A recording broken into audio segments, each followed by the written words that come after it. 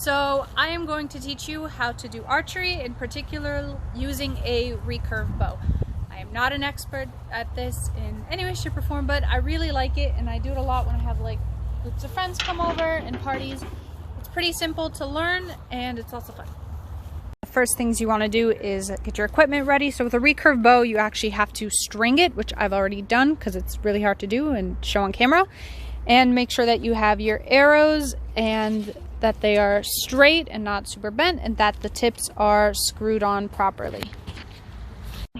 So some basic safety rules first is obviously you want to make sure that there is no one within any vicinity that can get shot or hurt. So everyone needs to be because then you'll die.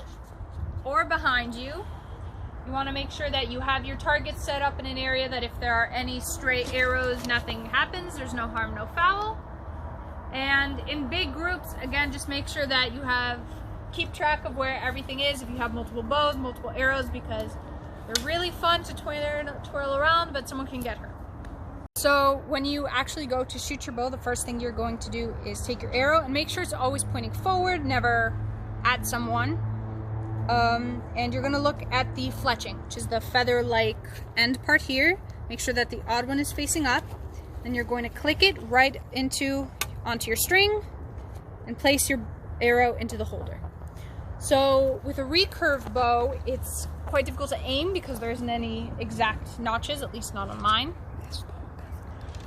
At least not on my bow. It doesn't have anything. And it's very hard to pull.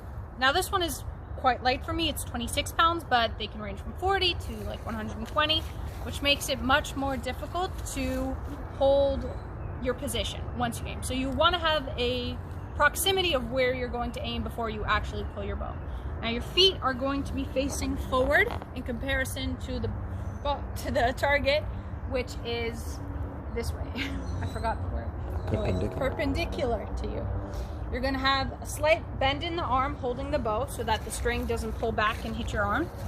And when you go back to pull the string, you can do it a few ways. You can put 3 fingers under, or I prefer 2 fingers under and 1 finger over. You're then going to pull back to where your nose is, let go, and hit the target. So I am currently around at the 10-yard mark. I'm going to show sort of what it looks like. So 2 fingers under, 1 finger over. You want your knees slightly bent, a solid position, pull back. And normally you have your arrows with you, so you can do this a few times in a row. And just kind of put in the trigger. And just one.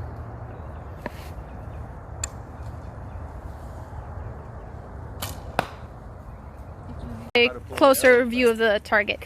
Also, depending on the strength of your bow and how far you shoot, that's how deep it's going to be embedded into the actual target.